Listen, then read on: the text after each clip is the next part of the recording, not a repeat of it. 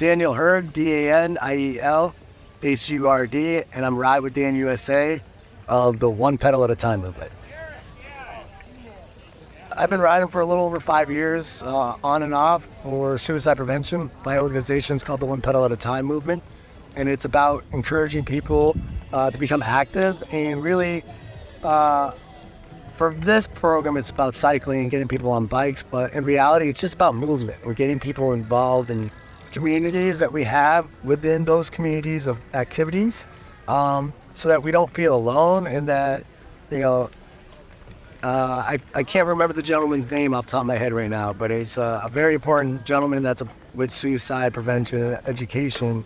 And he said something to the lines of, it's hard to think about suicide when you're doing it, when you're jumping rope. And it's hard to think about those dark thoughts when you're being super active, because you have to stay focused and you have to think about what you're doing in the moment. Same thing as cycling. And thankfully, it saved my life as well. I attempted suicide 3 times, was pointing her forward when the friend got me on a bicycle. And that same friend is the one that told me it's one pedal at a time. And, biking could have changed my life, but it was that phrase that became my mantra, my nonprofit, and my way of life in reality. Thank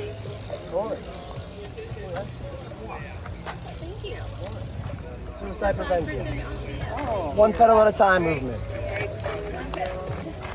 Bracelets? Because even on our hardest days, we can still take that next step. And if we can't, that's when we need to ask for help, so that we can get the help to take our next step. So that's what we do, is we train them, we give the education so we get the practice and the real world implementation of saying, hey, are you okay? Are you thinking of suicide? Are you thinking to harm yourself or anybody else? Just asking the right questions and not being afraid that you're going to trigger them. Because something that I definitely want to mention is, don't be afraid to ask those questions. Don't be afraid to say, hey, are you thinking of suicide? Are you depressed?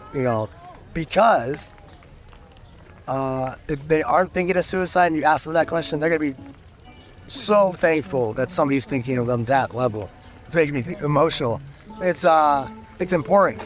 And if you call them out on it and they are thinking of it, maybe they will realize that there's people out there that are being aware and acknowledging their struggles and their need for help. And hopefully that gives them the courage to say, yeah, I am struggling with suicide, or the thoughts of suicide. And I think that's where we, as people that struggle, we go to the people that we love, we care about, the people that we think will understand what we're wanting. Hey man, I'm really struggling.